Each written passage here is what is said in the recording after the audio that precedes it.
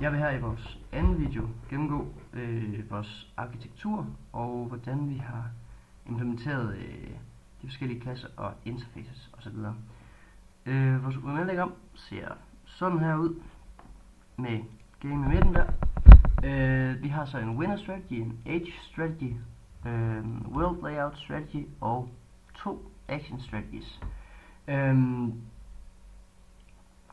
Så i stedet for at game skal holde styr på det hele, så har vi så uddelegeret arbejdet eller ansvaret til winner strategy, når det handler om hvilken spiller der vinder hvornår, og tilsvarende med age strategy holde styr på hvordan verden forældes, og tilsvarende med de sidste her.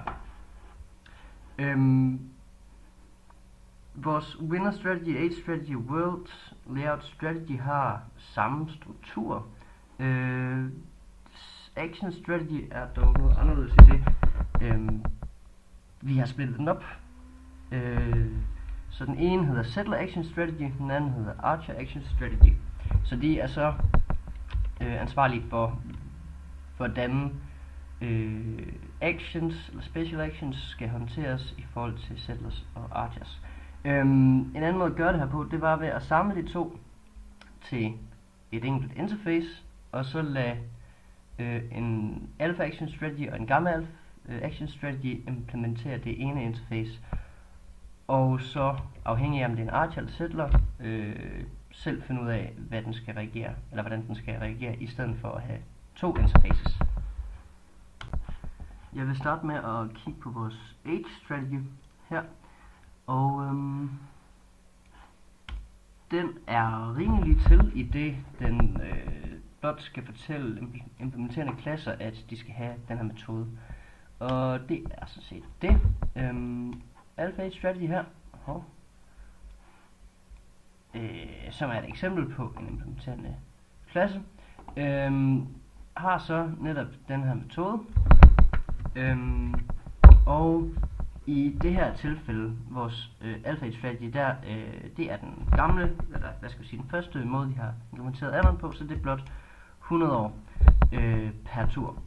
Og den måde vi har implementeret det her på, det er ved, hvis vi går ind i game impl her, så har vi en age strategy, som vi oprettede og initialiseret, og hernede i vores end of turn metode,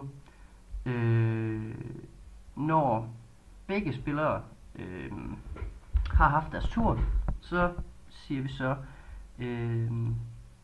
så kører vi den her age strategy.ageWorld med age som argument.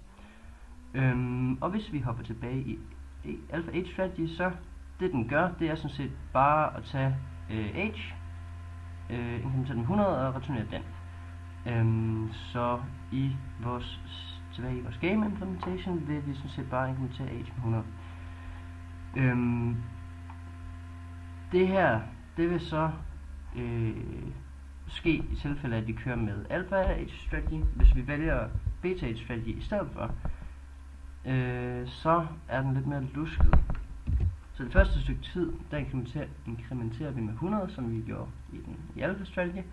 Det er dog kun fra med minus 4000 til minus 100. Herefter, det første stykke tid, er det egentlig bare hardcoding, indtil vi kommer herned igen. Så er det så i over et vist antal runder, hvilket vi bare klarer med nogle f-sætninger. Og det skal lige nævnes, at vi her har et eksempel på et variability point, i det at det er her, hvor man vil kunne se forskellen på, om man har valgt en alpha eller en beta age strategy. Det er vores et af vores variability points, og der hvor vi vælger variability er for eksempel her i vores test alpha siv i denne linje. Når vi opretter et game impl, så tager den to argumenter. Det ene er alpha strategy, den anden er alpha winner strategy, og tilsvarende i vores test beta siv er det så beta og beta. Så det er her, vi vælger vores variability.